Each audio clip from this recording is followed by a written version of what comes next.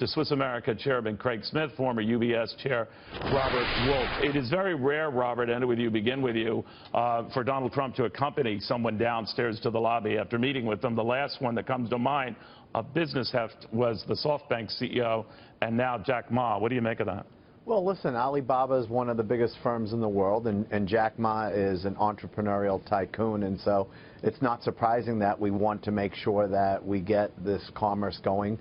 You know, trade goes back and forth, and I think at the end of the day, we have to figure out how to make sure we do business with Chinese companies the appropriate way. You know, Craig, I was sort of going through the numbers here. It depends on, what you believe or what you see. But the 1 million job commitment here over the next few years, they just leave it at few years.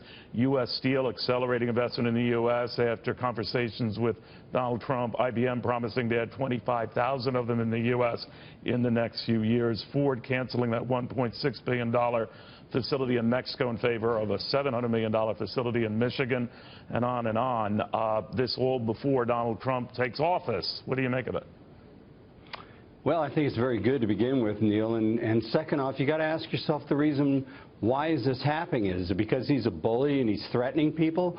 Or could it be because he's laid out a pro-growth, pro-business, low-tax, low-regulation agenda where he can show corporations throughout the world that we have the best workforce, the best capital markets, the best technology, and that if you decide to do business here in America, we're going to make sure you don't have to give all your money back to the government.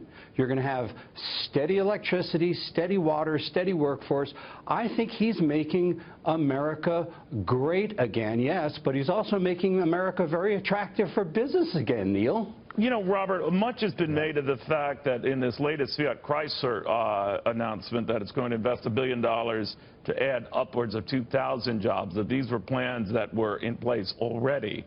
I don't know what the case is here, but if the plans were in place, and a lot of other companies are echoing them and announcing the same, what do you think is the real story here? Well, listen, as you know, Neil, I know Sergio Marchionne because when I was running UBS, he was the lead director for us. The guy is probably one of the best businessmen in the world.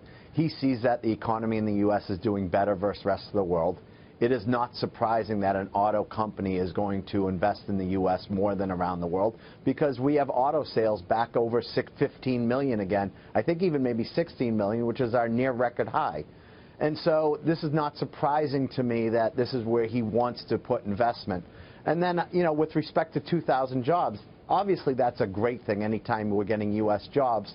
But let's be clear, the auto bailout saved 1.5 million jobs. So I'm glad that there's a pay forward going on with the auto sector to try to make sure not only what the government did by stepping in, that they're continuing it post the Obama administration on a pay forward type basis. All right, now the irony there, Craig, is that Ford was not part of that deal. Now, Ford is among those making the concessions. It was here. Chrysler, GM, and all the vendors. Wait a minute, Neil. We got to look at what the cost of that was. You wiped out the GM bondholders.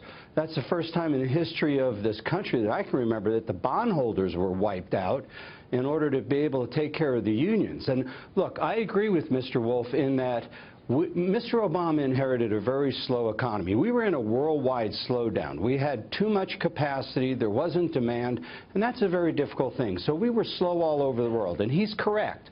Auto sales are picking up, business is picking up, things are looking better, so people are becoming more optimistic. However, this time we have in the White House, and I'm not saying Mr. Obama didn't do the best he could, we have a guy who's, look at how he's loaded the team, Neil. He's got business leaders. He has people that want to focus on making America productive again. Just creating money does not create wealth. We need to make the fiscal changes in order to create wealth that helps everybody, not just businesses. All right, you espouse your positions very well, gentlemen. I appreciate it. Again, just to update you here, what we've heard from Jack Ma is what we hear from other business titans who have a chance to chat with the president-elect. We hear you. We want to be on your good side. We don't want you to tweet nasty things about us.